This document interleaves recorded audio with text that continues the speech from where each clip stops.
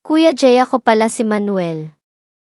Sa aming dalawang magkapatid, si Kuya Nestor ang nagsilbing pundasyon ng aming pamilya.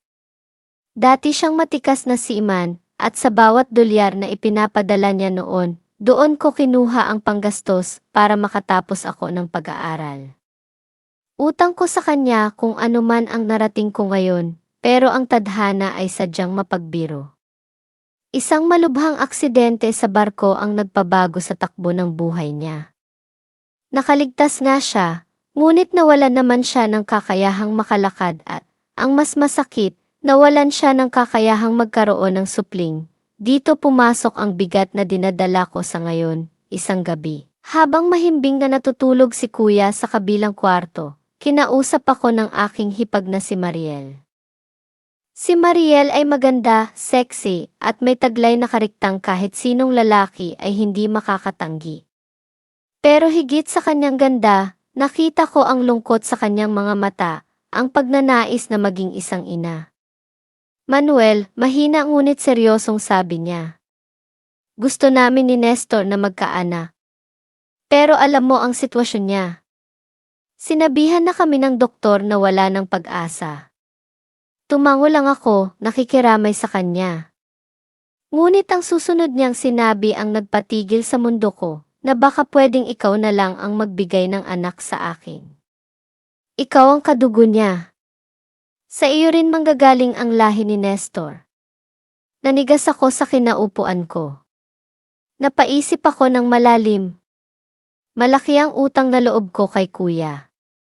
Kung hindi dahil sa kanya, wala ako sa kinalalagyan ko ngayon. Pero ang pabor na hinihingi ni Mariel ay hindi basta-basta. Naisip ko, kung si Kuya mismo ang magsasabi sa akin na gawin ko ito, marahil ay mas mapapadali ang desisyon ko dahil sa laki ng pasasalamat ko sa kanya. Pero kasabay nito, may bahagi ng isip ko na nagtatanong, sino ba namang asawa ang papayag na galawin at buntisin ng sarili niyang kapatid ang kanyang asawa? Gaano man kalaki ang pagnanais nilang magkaanak, sapat na ba iyon para labagin ang sagrado nilang sumpa sa harap ng altar? Tiningnan ko si Mariel. Nakita ko ang determinasyon sa kanyang mukha, pero nakita ko rin ang panganib. Ang ganda niya ay isang tukso na mahirap labanan, lalo na't alam kong ito ay para sa iikabubuti din ng pamilya ayon sa kanila. Ngunit paano ang konsensya ko? Paano ko titingnan si Kuya Nestor araw-araw kung alam kong mailihim kaming pinagsaluhan ng kanyang asawa? Hindi ako pumayag sa alok ni Mariel. Kahit anong isip ko, hindi ko mahanap ang lakas ng loob na saktan si Kuya Nestor sa ganoong paraan. Utang ko sa kanya ang lahat, at ang pagtataksil na ito ay tila isang malaking insulto sa lahat ng sakripisyo niya para sa akin. Nakiusap si Mariel, umiyak at nagmakaawa. Manuel, please. Para lang naman ito sa pamilya. Gusto lang namin ni Nestor na magkaanak. Ngunit matigas ang paninindigan ko. Mariel, hindi ko kayang gawin yan kay Kuya. Kahit anong mangyari, hindi ko matatanggap na magkaroon ng anak sa asawa ng kapatid ko. Araw-araw, nararamdaman ko ang tensyon sa pagitan namin ni Mariel. Kapag magkasama kami sa bahay, tila may malaking pader na nakaharang sa amin. Hindi na kami nag-uusap tulad ng dati. Ang bawat sulyap niya ay may dalang bigat at pighati. Minsan, nahuhuli ko siyang nakatitig sa akin. Ang kanyang mga mata ay puno ng pagnanais na magkaroon ng anak, pagnanais na maranasan ang kaligayahan ng pagiging ina. Pero alam ko, higit pa doon ang nararamdaman niya. Uhaw na siya sa pagmamahal at atensyon. Lalo na't baldado na si Kuya Nestor. Kilala ko si Mariel bilang isang matinong babae. Alam kong hindi niya magagawang lokohin si Kuya. Pero ang pagnanais niyang magkaanak ay tila unti-unting sumisira sa kanyang pagkatao. Isang gabi, habang naghahanda ako para matulog, pumasok si Mariel sa kwarto ko. Naka-nightgown siya, at ang ganda niya ay tila mas lalong nangingibabaw sa dilim. Manuel, mahina niyang sabi. Alam kong ayaw mo. Pero please pag-isipan mo uli. Lumapit siya sa akin at naramdaman ko ang init ng kanyang katawan. Ang kanyang mga kamay ay dahan-dahang gumapang sa aking dibdib. Mariel, huwag, pigil ko sa kanya. Mali ito. Pero hindi siya nakinig. Lalo pa siyang lumapit at ang kanyang mga labi ay tila nag-aanyaya. Manuel, alam kong gusto mo rin, bulong niya. Nakikita ko sa mga mata mo. Totoo, may bahagi ng isip ko na natutukso. Ang ganda ni Mariel ay isang malaking hamon sa aking paninindigan. Pero higit sa tukso, naroroon ang takot, takot na masaktan si Kuya Nestor, takot na masira ang aming pamilya, takot na habang buhay kong pagsisihan ang gagawin ko, inalis ko ang mga kamay niya sa aking dibdib. Mariel, seryoso ako. Hindi ko to kayang gawin. Tumingin siya sa akin at nakita ko ang luha sa kanyang mga mata. Manuel, bakit ba napakahirap para sa'yo? Dahil mahal ko si Kuya, sagot ko.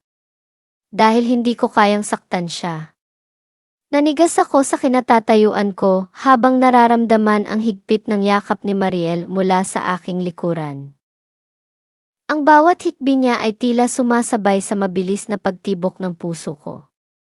Ramdam ko ang init ng kanyang katawan at ang pag-amin niyang uhaw na siya sa yakap ng isang lalaki. Manuel, please tea. Bulong niya, ang boses ay basag at puno ng pakiusap. Huminga ako ng malalim at pilit na kumawala sa kanyang yakap. Iniharap ko siya sa akin, sinalubong ang kanyang mga matang puno ng luha. Mariel, sapat na. Alam mong mahal ko si Kuya Nestor. Hindi ko kayang sikmurain ang gagawin natin. Ngunit sa halip na sumuko, tumayo ng diretsyo si Mariel. Pinunasan niya ang kanyang mga luha at ang malungkot na mukha ay biglang napalitan ng isang mapanganib na ngiti. Isang ngiti na tila nagsasabing wala na siyang pakialam sa mundo. Ganoon ba, Manuel? Napakatibay pala ng iyong paninindigan, malamig niyang sabi. Kung ayaw mo akong angkinin, sige. Hindi kita pipilitin. Akala ko ay tapos na ang usapan, pero ang susunod niyang binitiwang salita ang nagpabilis ng takbo ng utak ko. Pero kailangan ko ng anak. At kailangan ko ng lalaking makakapagpadama sa akin na buhay pa ako. Manuel, may pangangailangan ako bilang babae, at kung hindi mo maintindihan iyon, kung ayaw mo si Mang Dado ang aalukin ko. Halos mapatalon ako sa narinig ko. Si Mang Dado, ang matandang driver namin na halos amoy lupa na?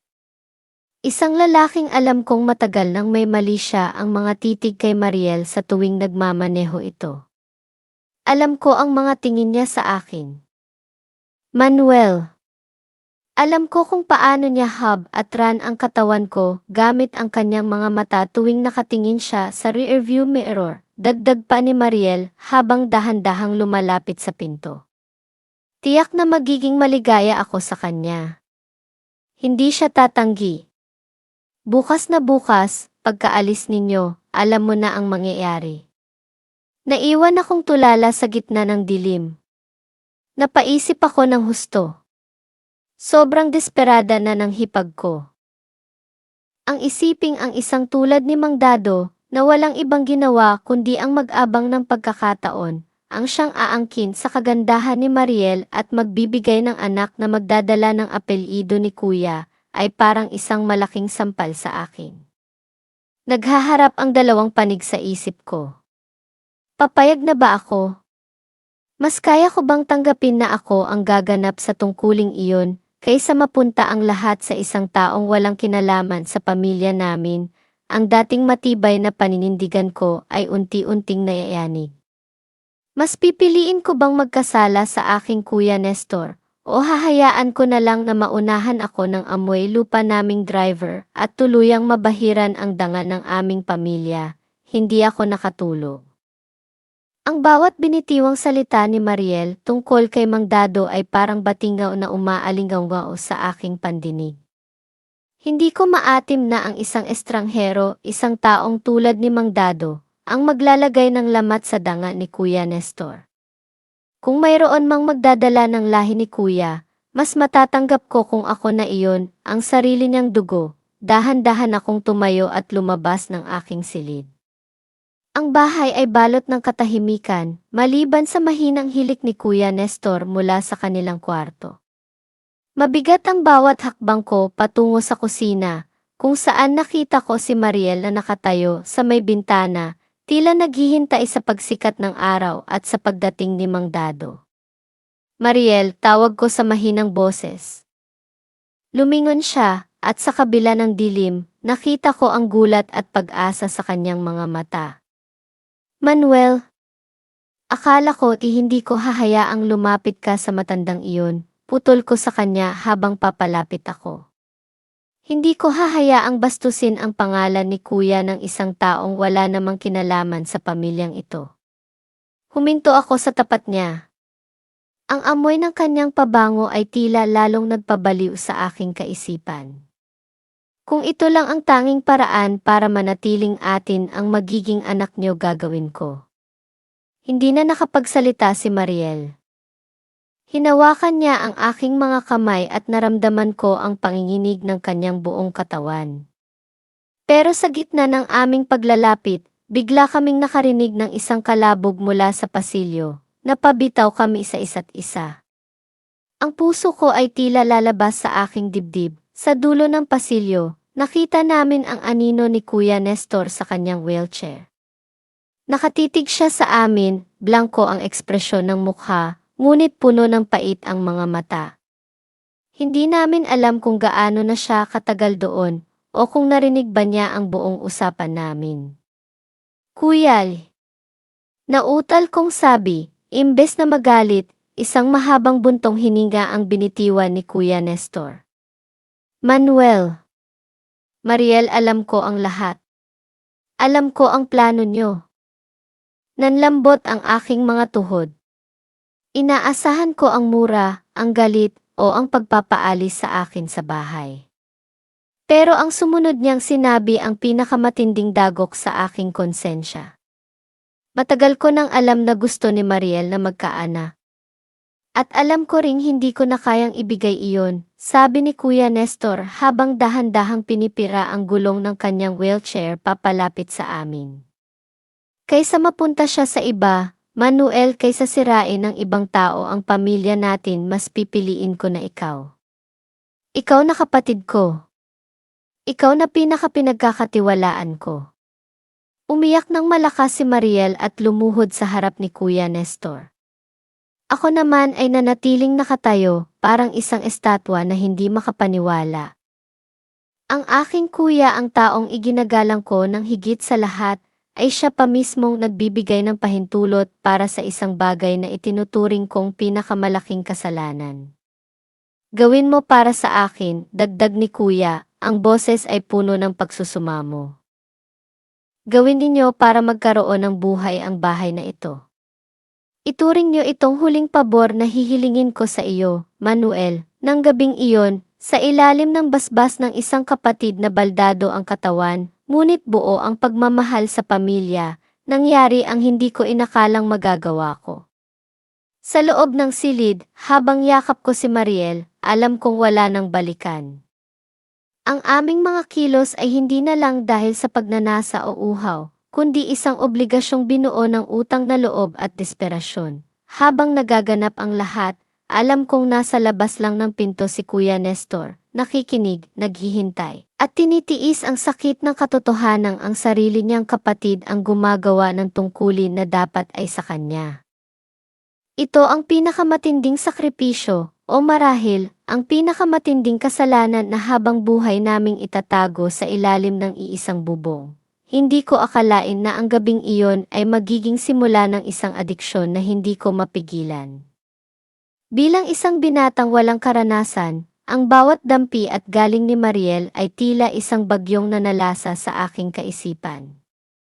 Ang dapat sana ay isang obligasyon lang para sa lahi ni Kuya Nestor ay naging isang bawal na pagnanasa na ayaw ko nang bitawan. sa tuwing magkakadikit ang aming balat. Nawawala ang aking takot at ang tanging nananatili ay ang sarap na ibinibigay ng aking hipag. Ngunit habang nalulunod ako sa kaligayahan, hindi ko napansin na may mas malalim na planong nabubuo sa isip ni Kuya. Isang madaling araw, nagising ako sa isang nakapanlulumong hagulgol. Mabilis akong napatakbo sa silid ni na Kuya. Doon, nakita ko si Mariel na nakaluhod sa tabi ng kama, hawak ang malamig na kamay ni Kuya Nestor. Sa tabi ng kanyang higaan, nakita namin ang ilang bote ng gamot na wala ng laman. Ininom niya ang lahat ng kanyang maintenance at pain relievers ng sabay-sabay, iniwan niya kami. Hindi na siya nagising, sa gitna ng aming pagluluksa, nakakita ako ng isang maikling sulat sa ilalim ng kanyang unan. Sa nanginginig na mga kamay, binasa ko ang huling mensahe ni Kuya, Manuel, alam kong naging mahusay kang kapatid. Mariel, patawad kung hindi ko naibigay ang lahat. Ngayong alam kong may mag-aalaga na sa iyo at may magpapatuloy ng ating pangarap, payapa na akong aalis. Manuel, ituring mong iyo ang magiging anak niyo. Huwag mo siyang pababayaan. Mahalin mo ng aking asawa, mahal na mahal ko siya. Ayoko manatili siyang walang malungkot. Manuel, salamat kapatid ko. Hindi ko na halos natapos ang sulat ni Kuya dahil sa sobrang patak ng aking luha, maging sa huling sandali. Pagmamahal sa asawa at pamilya ang nasa isip ng Kuya. Ang sarap na tinamasa ko noong nakaraang gabi ay biglang napalitan ng isang sobrang sakit. Ang dating problema ko na kung paano aangkinin si Mariel ay naging isang habang buhay na pasanin. Alam ko na sa bawat pagtingin ko sa mukha ni Mariel, at sa bawat paglaki ng batang nasa kanyang sinapupunan, laging naroon ang anino ni Kuya Nestor, ang taong ibinigay ang lahat, maging ang sariling buhay, para lang sa aming kaligayahan. Nagluksa ang buong pamilya. Itinuring nilang bayani si Kuya na bumigay na ang katawan dahil sa sakit, pero kami ni Mariel, dala namin ang katotohanang kikitil sa aming konsensya habang buhay. Ang aming pagsasama ay hindi na lang dahil sa pag-ibig kundi isang sumpa at monumento para sa isang kapatid na nagparaya hanggang sa huling hininga. Doon ko napagtanto ang lahat. Ang bawat sakripisyo ni Kuya Nestor, mula sa pagpapadala sa akin sa kolehiyo habang siya ay nasa barko, hanggang sa huling pabor na hiningi niya bago siya lumisan, ay iisa lang ang layunin. Ang masigurong hindi maiiwang mag-isa at malungkot ang taong mahal niya. Bilang pagtanaw ng utang na loob, tinanggap ko si Mariel ng maluwag sa aking kalooban. Ngunit sa paglipas ng mga araw, ang pasasalamat ay dahan-dahang napalitan ng isang malalim at tapat na pag-ibig. Hindi na dahil sa bili ni Kuya, kundi dahil sa sarili nitong katangian at kabutihan. Doon ko nakilala ng husto si Mariel. Isa siyang mabuti at asawa, isa siyang babae dapat mo talagang pahalagahan, nag-umpisa kami sa mali ng aking hipag. Dumating naman ang punto na mahal ko pala talaga siya, hindi dahil utos ni Kuya, kung hindi mula sa puso ko at si Mariel, yakap, halik, at suporta sa akin ang ginagawa, kaya Kuya Jay 1 taon matapos mailibing si Kuya. Hinarap ko ang dambana kasama si Mariel. Pinakasalan ko siya ng buong puso. Hindi ito naging madali sa simula dahil bawat sulok ng aming tahanan ay may alaala ni Kuya, pero alam namin na ang aming kaligayahan ang tanging bagay na magpapakitang hindi na sayang ang kanyang huling sakripisyo. Ngayon, makalipas ang ilang taon, 2 na ang aming anak ni Mariel. Masaya, kompleto at puno ng tawanan ang aming tahanan. Ipinagbili ko na ang dating tahanan kung saan kami nagsimula, sa bagong bahay. Kasama ang aming mga anak, bumuo kami ng isang pamilya. Sa tuwing tinitingnan ko ang aming mga anak na naglalaro, nakikita ko ang bahagi ni Kuya Nestor sa kanila. Ang kanyang katatagan at ang kanyang mapagmahal na puso. Sigurado ako, saan man naroroon si Kuya ngayon, nakangiti siya habang nakamasid sa amin. Nakuha niya ang kanyang huling hiling. Ang mapabuti kami at ang magkaroon ng pamilyang mag-aalaga sa isa't isa. Salamat, Kuya Jay, sa pagkakataong maibahagi ang aking kwento. Dito nagtatapos ang aking confession.